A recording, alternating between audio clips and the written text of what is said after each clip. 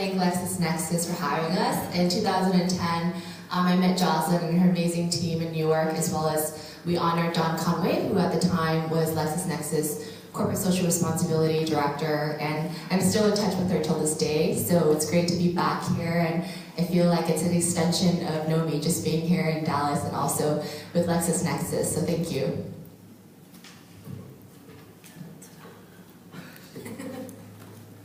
I'm the more tech-savvy one. So I got involved with Nomi through Diana, and I serve on her board. And I just say that as a means of introduction. I'm going to interview Diana a little bit about the work she does to share with you, and then we can have a little conversation about it. I mentioned my involvement off the bat because I have, like many of you, that big on commitment, short on time thing. For me to get involved with Nomi, I had to really believe in it. And that's because, you know, Nomi is so much more, as I hope you'll see this morning, than a bag. It's so much more than a product. It's really a revolutionary approach to combating trafficking and slavery by getting to the root of poverty and creating these extraordinary opportunities, including the plan to create 100,000 jobs for women overseas and to expand the programs throughout the United States with partners as well. We are not in this to support us at the expense of any other programs.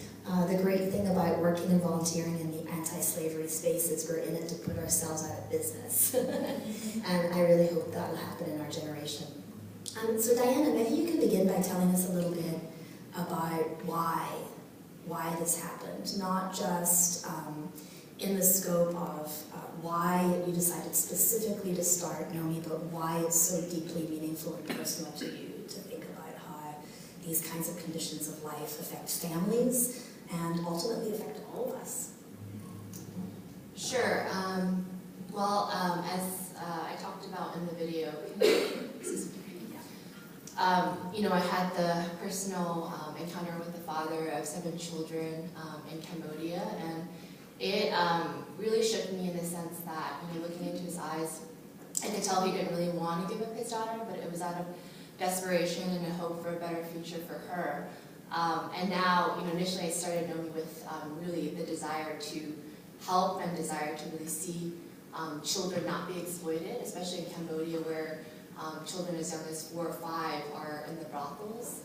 And Sarah-Jane can talk more about that as well through her experience. But for me, it also reminded me of my own father, in essence.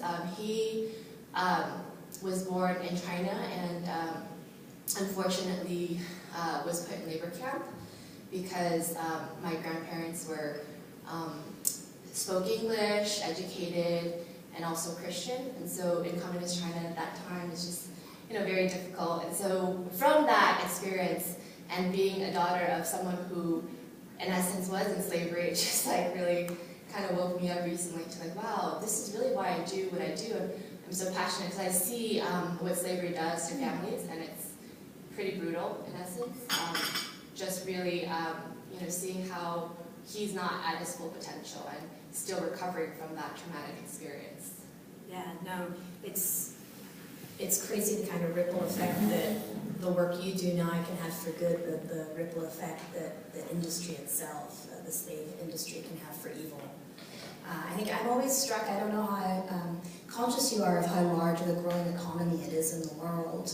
It's scheduled probably in the next year to pass was the $100 billion mark. We're above 90 right now. It's the 3rd fastest growing world economy.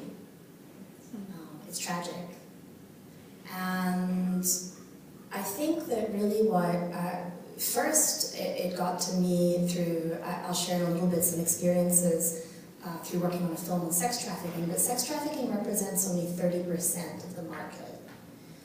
The reason it matters for us sitting in this room today is very much from one of Diana's specialty point of views. It's from a supply chain and demand point of view. And I'd love you to explain to us, Diana, that while it can seem so easy to put faces on these stories and to show compassion and show pity, but to not really understand how we are the people fueling this industry. Like, myself included, sitting in this room today. Great question. So as Sarah-Jane mentioned, you know, more about kind of the stuff related to sex trafficking and labor trafficking. The Department of Labor released a report that 68% of our raw material, like cotton, cacao, coffee, contain child or forced labor.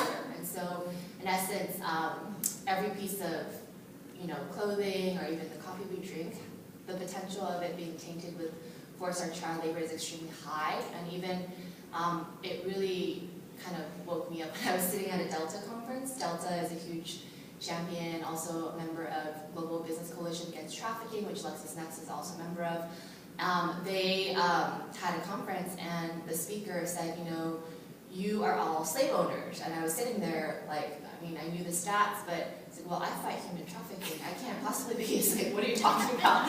You know, but he was actually absolutely correct. Every person is accountable, you know, in terms of what they buy.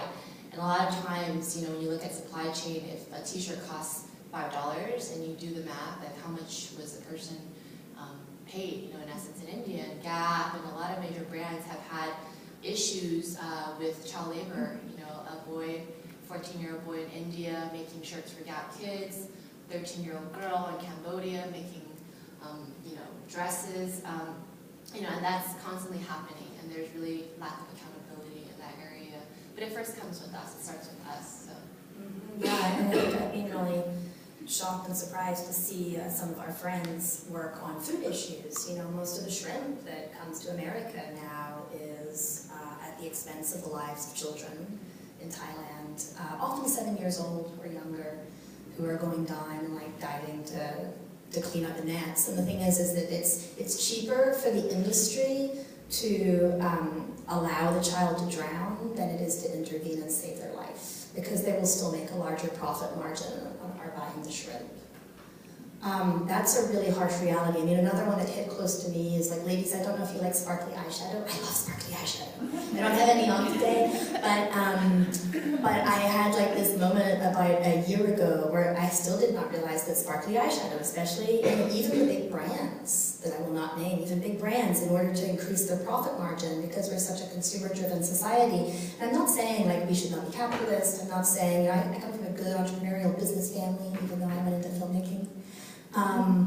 I am saying we can make choices, and what I find out that was extraordinary is that instead of buying sparkly eyeshadow for which the mica is not verified and is being, you know, mined by kids who are dying in the mines, like this is no exaggeration, like dying in the mines, I can buy for the same price like fair trade makeup that's verified its supply chain and for which the mica is not mined. It's a question of becoming aware and then choosing, not necessarily always to spend more. With t-shirts, you're going to spend more. The super solution to that is buy them on sale. You know, it's like, I have gone to a conference to help support Nomi when somebody couldn't come to time. In Dallas, and it's like a social justice conference, and you know, I'm working like the booth, and it was great. I met all these foundation heads who were like, oh, you know, are you interning for Nomi? And I was like, no, I'm a filmmaker. It was awesome. But long story short, the people beside me were having this sale, and they're like, you know, their $10 t-shirts are now on sale for $3, and I sit there for like 3 hours, and finally I have to say something to them, because they're like, they actually said something to me. They were like, oh, your t-shirts are $27, your t-shirts are not going to sell. And I was like, do you know why your t-shirts were so cheap? And they were horrified. They didn't know.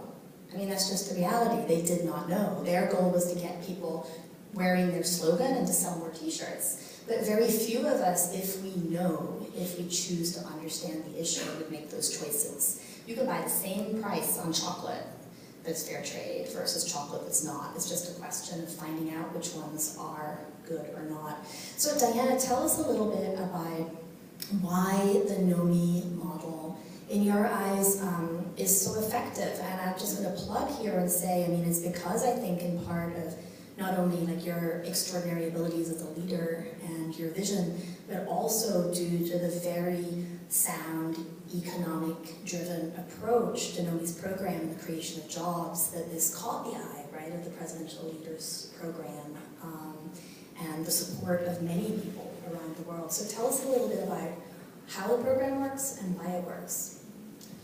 Yeah, it works because we really focus on the root causes. So trafficking, there's corruption, lack of rule of law. Poverty is one of the key drivers that perpetuates this issue. So we focus on working in rural communities like Bihar, India, and really empowering the women. You all have read the headlines in India and Delhi of women getting raped. Well, it's far more worse in Bihar.